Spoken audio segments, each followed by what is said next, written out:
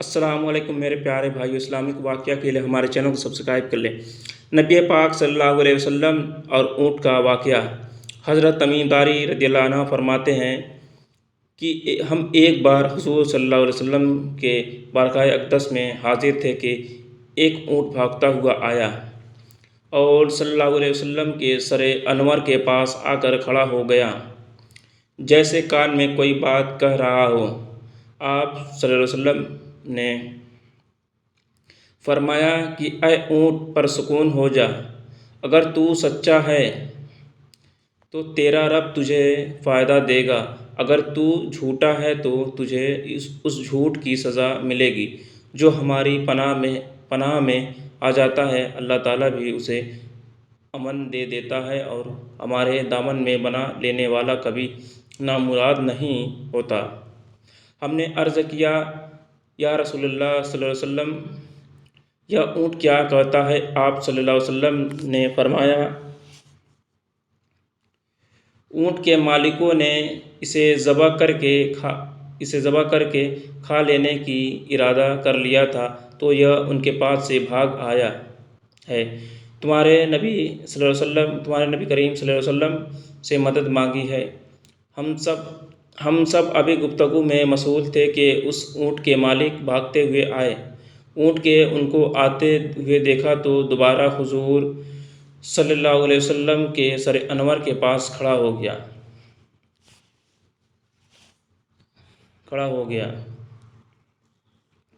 اب آپ صلی اللہ علیہ وسلم کے پیچھے چھپنے لگا۔ ان کے مالکوں نے عرض کیا، یا رسول اللہ صلی اللہ علیہ وسلم، یہ ہمارا ہے، 3 دن سے ہمارے پاس سے بھاگا ہوا ہے، اور آج یہ ہمیں آپ کی خدمت میں ملا ہے۔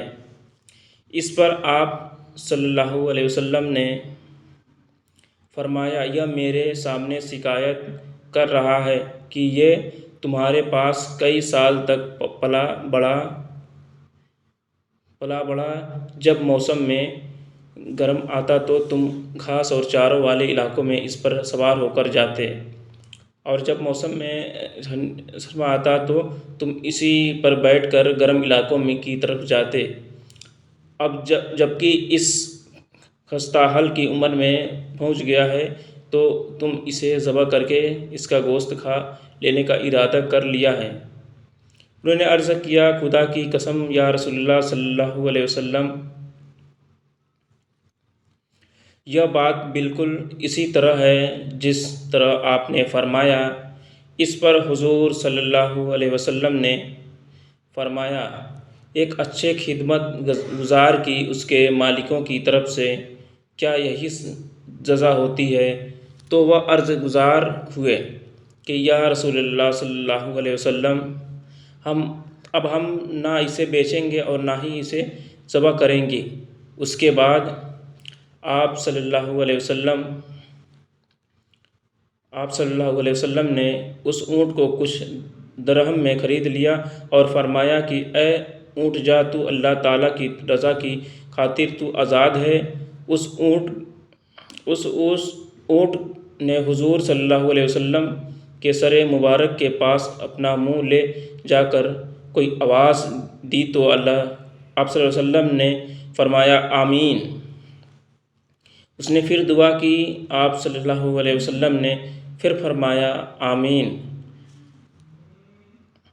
اس نے پھر دعا کی، آپ صلی اللہ علیہ وسلم نے پھر فرمایا، آمین۔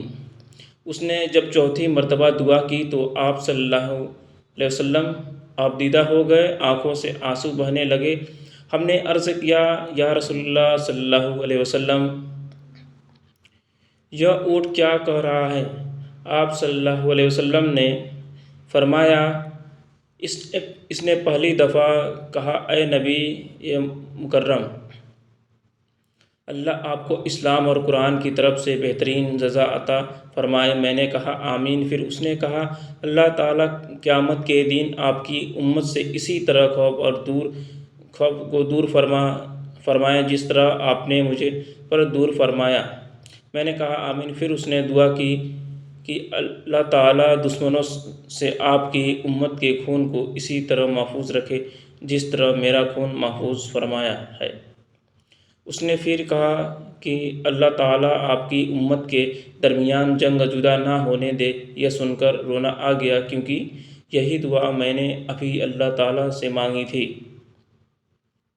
پہلی 3 تو قبول فرما لی، لیکن آخری دعا سے منع فرما دیا۔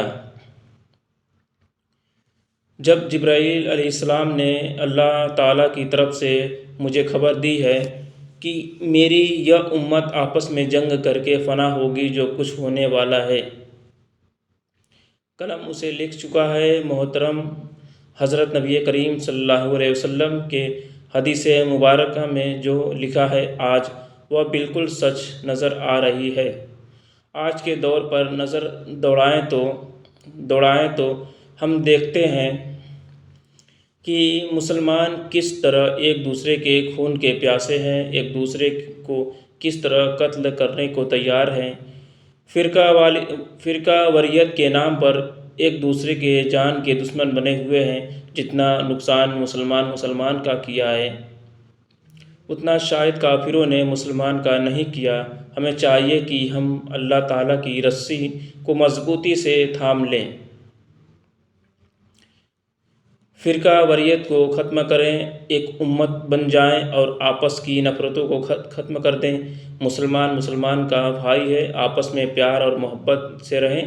اللہ تعالی ہم سب کو سمجھنے اور نیک بننے کی توفیق عطا فرمائے، آمین ثم آمین۔